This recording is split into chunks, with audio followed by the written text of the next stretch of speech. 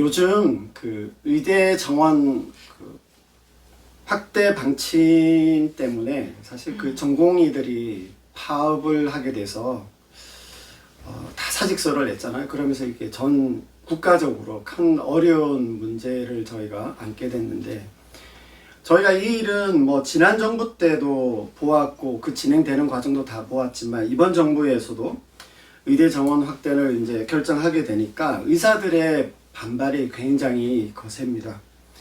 이게 좀 찬반으로 나뉘어져 있는 것 같기는 한데요, 대부분의 의사들은 반대하는 입장인 것 같습니다. 분명 의사가 더 필요하다는 데에는 공감을 많이 하면서도 함께 풀어가야 할 과제들이 많아 보입니다. 제가 이런 내용을 깊이 들여다본 것도 아니고 이 시간 이 얘기를 하자는 것 아니고요. 다만 그 환자분들과 가족분들이 얼마나 마음이 불안하실까, 또 얼마나 조마조마하실까라고 하는 생각이 듭니다. 이분들에게 이 의사는요, 정말 절대적으로 필요한 생명줄 같은 존재들이잖아요. 오늘 저희가 읽은 이 17절 말씀에서 보면 예수님의 별칭 하나가 나옵니다. 그게 뭐냐면 영혼의 의사 예수. 그래서 17절 말씀에 보시면 건강한 자에게는 의사가 쓸데없고 병든 자에게라야 쓸데있느니라. 나는 의인을 부르러 온 것이 아니요 죄인을 부르러 왔노라. 여기에서 예수님이 영혼의 의사, 영적인 의사이시다라고 하는 이미지가 그대로 잘 드러납니다. 병든 자에게 의사가 필요하듯이 예수님께서 뭐라고 말씀하세요? 나는 죄인을 위해 왔다. 죄인을 부르러 왔다. 그렇게 말씀하십니다. 오늘 죄에 대한 교리 이야기를 하자는 게 아니고요, 예수님께서 나는 죄인을 위해 죄인을 부르러 왔다라고 하는 이 말씀이 무슨 의미인지에 대해서 오늘 생각해 보려고 합니다. 오늘 이 말씀을 저희가 이해하기 위해서 그 배경이 사실 14절부터 시작되는데 14절과 15절을 제가 한 번 더 읽어보도록 하겠습니다. 또 지나가시다가 알페오의 아들 레위가 세관에 앉아 있는 것을 보시고 그에게 이르시되 나를 따르라 하시니 일어나 따르니라. 그의 집에 앉아 잡수실 때에 많은 세리와 죄인들이 예수와 그의 제자들과 함께 앉았으니 이는 그러한 사람들이 많이 있어서 예수를 따름이로라. 이 앞절에 보시면 13절에 예수님께서 바닷가에서 많은 사람들을 대상으로 가르치셨어요. 그러고 나서 이제 길을 지나가시다가 세관에 앉아있는 그 세금징수원인 그 알페오의 아들 세리 레위를 보시고는 나를 따르라 그렇게 말씀하시고 나니까 레위가 그대로 일어나 따랐고 자신의 집으로 예수님을 식사 초대했어요. 이때 예수님의 제자만이 아니라 세리 레위의 다른 친구들도 그 자리에 다 함께 모였습니다. 근데 이런 화기애애하고 은혜로운 자리에 바리새인들의 서기관들이 거기에 있었어요. 이들이 누구냐? 율법 교사들입니다. 매눈을 하면서 이들을 이 자리를 지켜보고 있었는데 그게 16절에 나옵니다. 이들의 눈에는요, 예수님이 세리 레위의 집에 들어가는 것도 너무 못마땅한데 증오와 멸시의 대상인 증오와 멸시의 대상으로 죄인 취급을 받는 그 다른 세리들과 함께 식사를 하신다는 게 도무지 이해도 안 되고 용납도 할 수가 없었어요. 그들의 눈에는 이 현장이 뭐로 보이냐면 범죄 현장같이 보였을 겁니다. 세금을 징수하는 사람이 이제 세리인데요, 당시 유대인들에게는 이 세리는 민족의 반역자이고요, 불의한 방법으로 생계를 이어가는, 그러면서 불을 축적하는 그런 악하고 죄인으로 여겼습니다. 왜냐하면 로마 제국의 앞잡이 노릇을 하면서 로마 제국을 위해서 세금 징수를 했기 때문이에요. 그래서 세금 징수한다는 그 자체도 너무 증오스럽고 혐오스럽지만 과도하게 부당한 세금을 더 많이 매기는 것, 그걸 착취하는 일을 통해서도 그들을 너무너무 싫어하고 증오했습니다. 이들 바리새인들은요, 율법 전문가들입니다. 율법 지상주의자들이고 종교 권력가들이라고 생각을 하시면 돼요. 이들이 만약에 아니다라고 하면 아닌 것이 되어질 만큼의 권세와 권위를 가진 사람들입니다. 이 사람들을 통해서 당시의 세상을 분류하고 구분하고 판단하는 최종 결정관자들이라 할 수 있어요. 이들의 눈에는요, 저들은, 여기에 모인 사람들은 다 죄인들이고 상종하지 말아야 할 분류들이다라고 하는 거죠.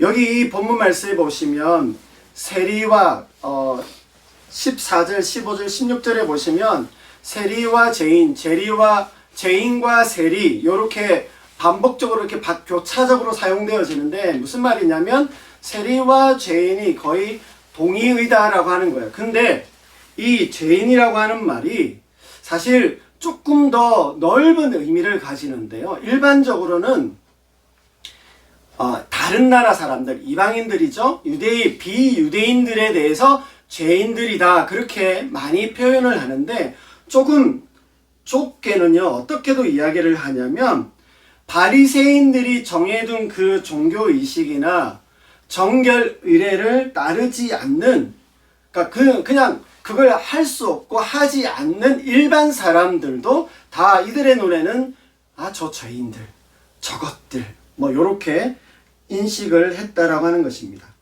근데 이들이 말하는 이 죄인이라는 단어를 예수님께서 그대로 받으시고 사용하시면서 나는 죄인을 부르러 왔다라고 말씀하실 때는요, 조금 다른 의미로 사용하시는 것으로 들립니다.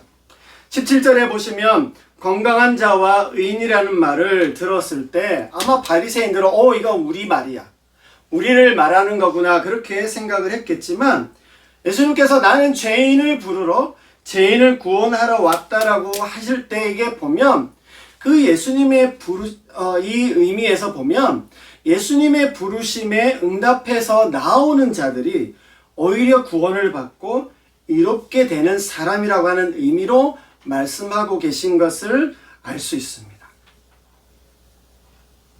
반면에요, 예수님의 그 말씀 속에는 예수님에 대해서나 예수님의 그 부르심에 대해서 응답하지도 반응하지도 않는 사람들에 대해서 말씀하시는 것 같아요. 스스로 스스로 건강하다라고 의인이라고 생각하지만 실상은 아닌 사람들을 말씀하는 겁니다. 오히려 영적으로는 이 바리새인들이, 자기들은 죄가 없고 의인이다라고 생각했던 이들이 영적으로 병자이고 죄인이라고 말씀하고 계신다라고 하는 거예요. 그래서 때때로 예수님께서 사람들을 다루실 때 보시면 이 역설법을 참 잘 쓰시는데 그러면서도 아주 센 비교법을 아주 통쾌하게 날리실 때가 참 많으세요. 볼 때마다 저는 참 시원해요. 참 예수님은 할 말씀 아주 강하게 역설적으로 하시는구나. 이런 모습을 오늘도 볼 수 있습니다. 자, 그러면 예수님이 부르러 오신 죄인이 누구인지, 어떤 사람인지에 대해서 저희가 한번 생각해 보려고 합니다. 근데 이 17절 말씀을요, 저는 앞절에 이 레위를 부르시는 이야기와 같이 연결지어서 조금 이해해 보려고 합니다. 14절 말씀해 보시면 세리 레위는 세간에 앉아 있었어요. 그 세리 레위를 예수님께서 부르셨는데 보시면 어떤 주저함도 어떤 질문도 없이 선뜻 따라 났습니다. 세간에 앉아 있었다는 말이 뭐예요? 직장에 있었다는 말입니다. 자기 일을 지금 하고 있었어요. 예수님의 말씀 집회에 찾아가거나 참석하고 있었다는 말이 아닙니다. 그리고 보시면 이 또 지나가시다라는 이 말이 굉장히 무심하게 들려요. 굉장히 무심하게 툭 지나가시다가 나 따라와 그랬는데 세리 레위가 즉시로 예수님을 따라 나섰고요. 자기 집으로 식사 초대를 하고는 그야말로 파티를 여는 겁니다. 이 어떻게 이럴 수 있냐? 이거에 대한 여러 주장들과 추측들이 있겠지만 우선 제 생각에는 예수님께서 나를 따르라고 하시는 이 말씀에는 여러분 이걸 나를 따르라고 하는 이 부르심이라고 하는데 이 부르심을 우리가 콜링이라고 합니다. 신적 어떤 부르심인데 이 예수님께서 나를 따르라고 하는 이 신적 부르심에는 이게 거절할 수 없는 압도되어지는 어떤 것이 여기에 있었을 것이다 라고 하는 생각을 우선 하게 되고요. 또 하나는 제가 볼 때 세리 레위에게 분명히 어떤 필요와 갈증이 있었을 거다라고 하는 겁니다. 아무런 필요나 의식이 없는데 갑자기 일방적으로 그것도 지나가시다가 보고는 나 따라와 했다고 따라간다라고 하는 게 말이 안 된다는 거예요.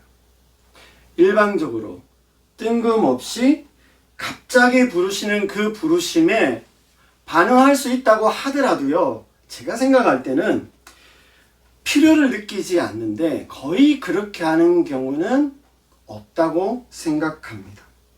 필요와 갈증이 없는 상태에서 그런 부르심에 곧바로 반응한 것은 아니다라고 생각을 해보시면 돼요.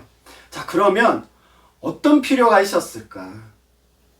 이것도 사실은 나와 있지 않기 때문에 상상할 수밖에 없는데 아마 레위도요 분명히 예수님에 대한 소식을 들었을 거고 예수님께서 가르치신 가르침이 어떤 것이다라고 하는 것을 듣긴 했을 거예요. 아무런 지식이 없는 상태에 이 상황을 맞이한 건 아니다라고 하는 거고요. 또 하나는 그러니까 세리 레위인데 레위로 살아가고 있어요. 살아가고 있지만 아마 그 삶 속에 자기 이때에 자기 그 인생 그 무렵에 어떤 인생에 대한 갈증과 갈망이 있었을 거라고 저는 그렇게 생각합니다. 제가 이 부분을 사실은 누가복음 설교할 때 그 세리 레위에 대한 그 어떤 인생의 어떤 여정들을 제가 아주 조금 더 구체적으로 말씀을 드린 적이 있어요. 거기 이제 뭐 생각이 안 나실 수도 있겠지만 요거는 제가 다음에 좀 기회가 되면 다시 좀 정리해서 요 부분을 다시 한번 설교하고 싶은 생각도 또 있습니다. 이 세리 레위는요 아마 경제적인 이유로 세리가 되었을 거예요. 근데 그렇게 세리로 살아가게 되었지만 그게 만족감이 있을 거라고 채워질 거라고 생각했지만 거기에 행복감이라든지 자기 인생이 뭔가 채워지는 걸 느끼지 못하고 오히려 공허함과 허무함이 더 밀려오는 것을 느꼈을 겁니다. 이러한 때에 그러한 자신의 그 내면의 이러한 속에서 예수님이 영적으로 예수님이 필요하다라고 하는 어떤 그런 필요성, 갈증, 갈망함이 있었는 그때에 예수님을 만나게 됐고 예수님의 그 부르심에 응답할 수 있었을 거라고 생각해요. 그런 상황 가운데에서 신적인 부르심 앞에 압도되어서 세리 레위는 반응하게 됐고 예수님을 따랐습니다. 그래서 세리 레위로 여기서 소개되었지만 누가 된 줄 아세요? 제자 마태가 됩니다. 이 사람은. 그래서 요런 어떤 세리 레위에 대한 이야기가 이렇게 연결 17절까지 이어지는구나 라고 하는 생각을 하면서 17절 말씀만 한번 보겠습니다. 다시 한번 읽어볼게요. 예수께서 들으시고 그들에게 이르시되 건강한 자에게는 의사가 쓸데없고 병든 자에게야 쓸데있느니라. 나는 의인을 부르러 온 것이 아니요 죄인을 부르러 왔노라 하시니라.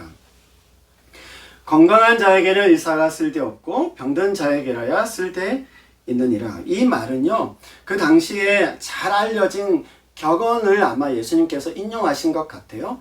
근데 이 격언을 인용하시면서 예수님께서 하시고자 하시는 말씀을 여기에 덧붙이신 거죠. 나는 의인이 아니라 죄인을 부르러 왔다. 이렇게 연결하고 계신 겁니다. 이 말씀을 우리가 우선 이렇게 보면 건강한 자와 병자, 의인과 죄인을 비교하는 것을 통해서 그러면 세리와 그 친구들은 병자와 죄인이고 바리새인들은 건강한 자와 의인이구나 이렇게 들릴 수 있겠지만 결코 그렇지 않습니다. 오히려 반대적으로요.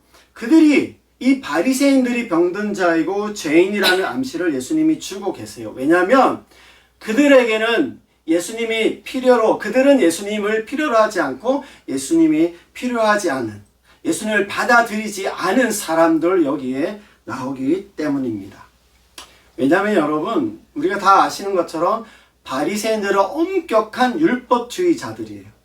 이 바리새인으로 대표되지는 이 사람들은요, 그들 인생에 구원이 필요하다거나 그들의 영혼과 영원을 위해 예수님이 필요하다는 생각을 하지 않고 있는 사람들입니다.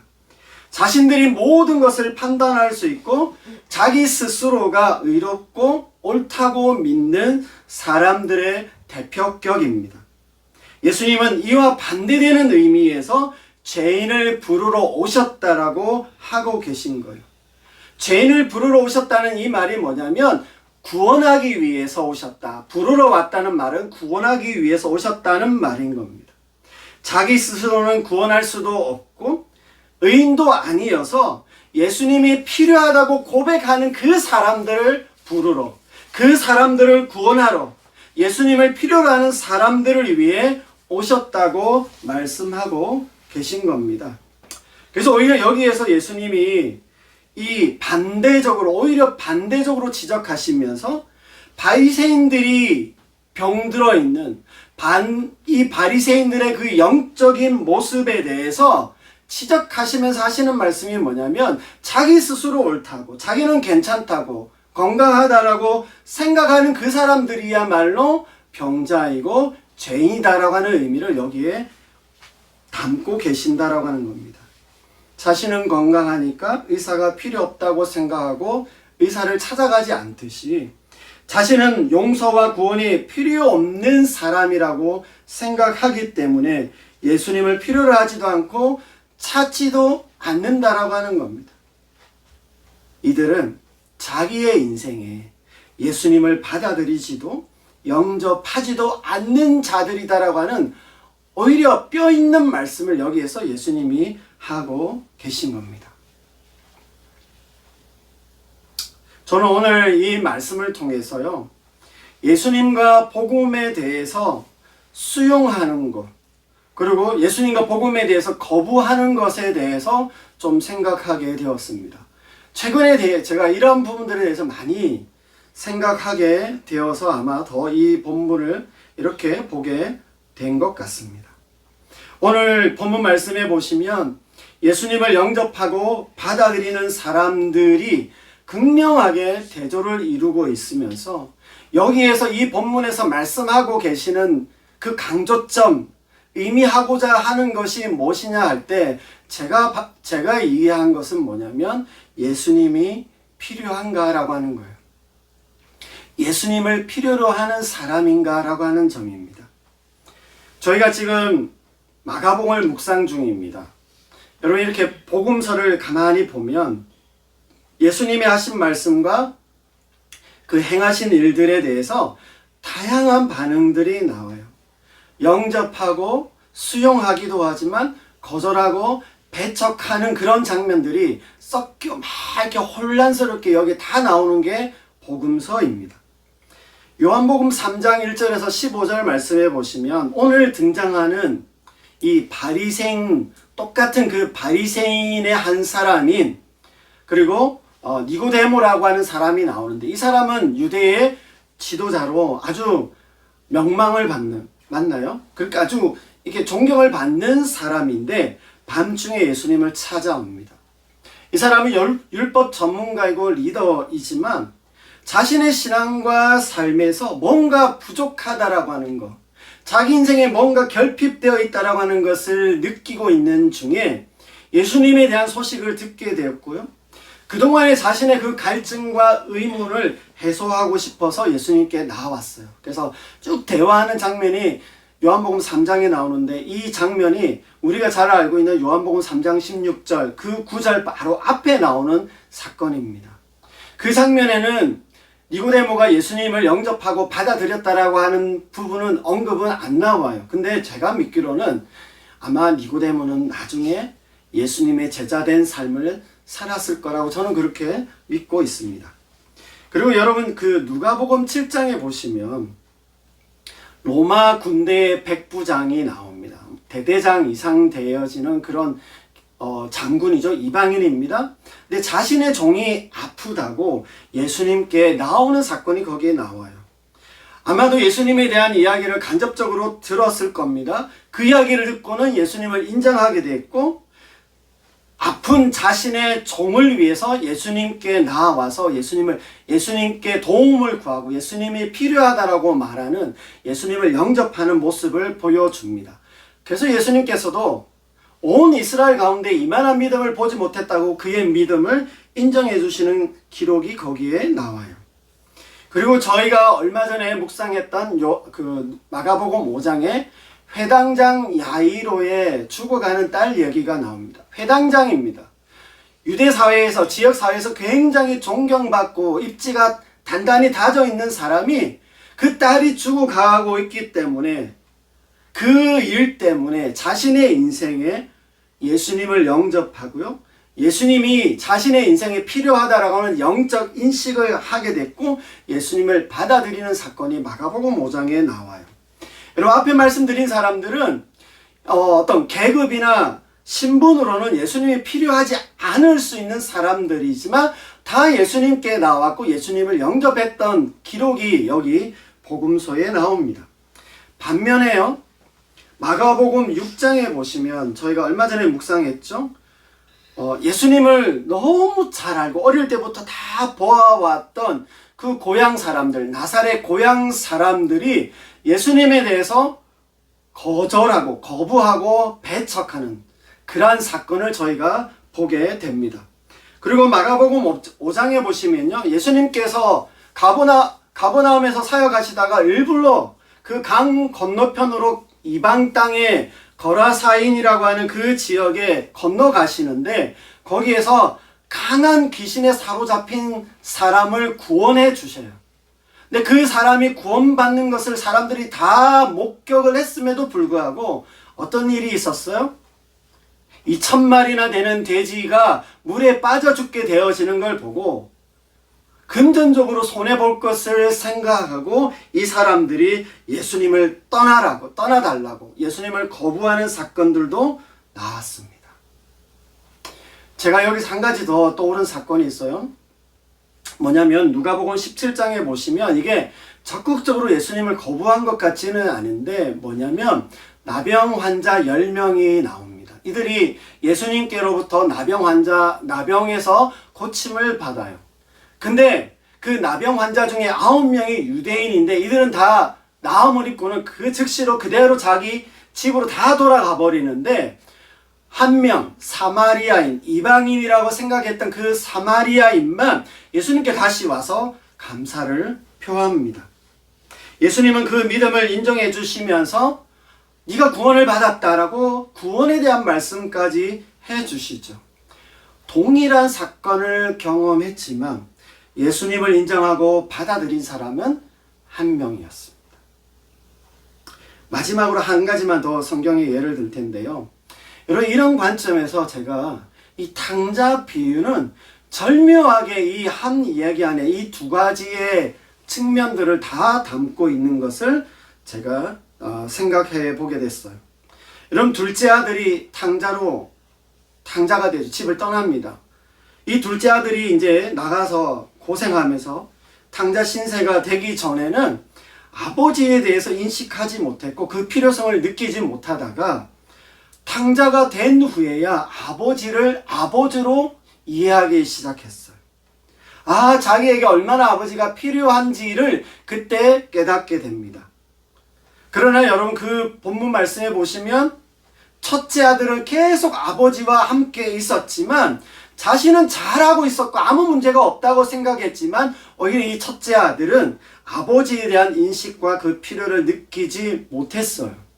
그래서 오늘 제 설교의 어떤 표현으로 해보자면 아버지를 아버지로 받아들이지 못한 모습을 볼 수 있습니다. 집 나간 둘째 탕자는 자신의 신세에, 집을 나가고 나서 탕자가 되고 나서 보니까 자신의 신세에 대해서 자각하게 되었고 아버지에 대한 인식과 필요 속에서 다시 돌아옵니다. 당자가 아버지를 필요로 하고 아버지를 아버지로 받아들일 때, 여러분 제가 이 표현식으로 하면요, 당자는 아버지를 아버지로 영접했어요. 네, 이런 순간에 어떤 일이 일어났어요? 아버지가 그 아들 당자를 영접해 주는 일들이 거기에 나옵니다. 여러분 이 외에도 성경을 가만히 들여다보시면 예수님에 대한 수용과 영접이라고 하는 측면, 그리고 예수님을 거절하고 배척하는 이 대조들이 계속 성경 안에, 복음서 안에 혼재되어져 있습니다. 어쩌면 예수님에 대한 거부와 배척이 당연한 이 세상 가운데에서요, 나는 예수님이 필요합니다, 예수님은 나의 구원자 주님이십니다 라고 하며 믿음의 반응을 보인 사람들의 그 스토리가 뭐냐? 성경의 스토리고 우리의 신앙의 선배들이 살아온 삶이라고 할 수 있습니다. 여러분 이 안에는, 그러한 이야기들 안에는요, 다양한 계층의 사람들이 등장하고요, 다양한 이유와 원인들이 거기에 있겠지만, 계층이 어떠하고 이유가 어떠하더라도요, 결국 중요한 게 뭐예요? 그 모든 사람이 자기의 인생에 진정으로 예수님이 필요하다는 것을 인식하고 인정하면서 예수님을 받아들이고 영접했다라고 하는 것이 가장 중요하다라고 하는 말씀입니다. 여러분 오늘 우리에게도 우리 인생에 가장 중요하고 복된 일이 무엇이 되겠습니까? 이러한 예수님의 부르심에 응답하고 반응할 수 있는 것이고 받아들이는 것이라고 생각합니다. 자기 인생에 있어서 예수님이 필요하다는 것을 알고 그분이 주시는 구원이 필요하다고 느끼며 찾아 나오는 것이 가장 중요하고 복된 일이 될 것입니다. 이제 말씀을 제가 정리하면서 마치겠습니다. 제가 오늘 이 설교를 해야겠다라고 생각했던 좀 여러 경우들, 이유들이 좀 있기는 했는데, 제가 막상 이 설교를 준비하면서 막 이렇게 풀어가 보다 보니까 제가 생각한 거랑 좀 다르게 흘러가서 그걸 굳이 언급은 하지 않고요, 여러분들이 오늘 제 설교를 들으시면서 각자가 좀 정리해 보시고 적용하시면 좋겠다라고 하는 생각이고요. 오늘 제가 이 설교를 통해서 나누고 싶은 그 한마디가 뭐냐라고 한다면, 그걸 제가 오늘 설교 제목으로 삼았어요. 나는 예수님이 필요합니다. 나는 예수님이 필요합니다. 예수님께서는 나는 죄인을 부르러 왔노라 라고 그렇게 말씀하셨지만, 우리의 입장에서 그 말씀을 그렇게 받아들인다면, 우리의 입장에서 말해본다면 어떤 말이 될까요? 저는 나는 예수님이 필요합니다라고 말하는 것이 될 거라고 생각하게 됐습니다. 지식이 좀 모자라고 잘 알지 못해도 나는 예수님이 필요해요 라고 해야 하고요, 내가 많이 배우고 많이 하고 많은 것을 경험했다면 그 한 그대로 여전히 나는 예수님이 필요합니다라고 말하는 사람이어야 합니다. 내가 잘 벌고 재산이 많아도 예수님이 필요합니다라고 말할 수 있어야 하고요, 내가 가난하고 돈이 별로 없다고 하더라도 나는 예수님이 필요합니다라고 말할 수 있어야 해요. 아플 때만 나는 예수님이 필요해요 라고 하는 것이 아니라, 건강하고 평안할 때도 나는 예수님이 필요합니다라고 말할 수 있는 사람이어야 합니다. 내가 고통과 고난 중에 있을 때만이 아니라 행복하고 즐겁고 걱정이 없을 때에도 나는 예수님이 필요합니다라고 말할 수 있는 사람이어야 합니다. 나이 많고 늙어서 천국 갈 날이 멀지 않아 그 시점에만 나는 예수님이 필요합니다라고 말할 수 있는 것이 아니라, 아직 어리고 젊더라도 나는 예수님이 필요합니다라고 말할 수 있는 우리가 되어야 될 줄로 압니다. 나의 상황이 어떠하든지, 내가 어떤 사람이라 하여도 내 인생을 두고 나는 예수님이 필요합니다라고 말할 수 있는, 그렇게 말하는 사람이어야 할 것입니다. 사랑하는 여러분, 여러분은 지금 어떠신가요? 지금 나의 모든 상황에서 나는 예수님이 필요합니다 라고 말하는 사람입니까? 정말 여러분의 인생에 있어서 여러분 인생을 두고 여러분 인생을 다 하도록 나는 예수님이 필요합니다라고 말하는 그 인생을 살아가시는 여러분 모두가 되시기를 주님의 이름으로 축복합니다. 아멘. 스스로에게 한번 말씀해 보시겠어요? 이 시간. 나는 예수님이 필요합니다. 나는 예수님이 필요합니다. 자, 그리고 양쪽에 있는 분들을 향해서 당신은 예수님이 필요합니다. 당신은 예수님이 필요합니다. 그렇죠? 이 한 주간 나는 예수님이 필요합니다. 이 말이 우리의 호흡이 되면 좋겠어요. 우리의 숨쉬는 호흡이 되는 이 한 주간을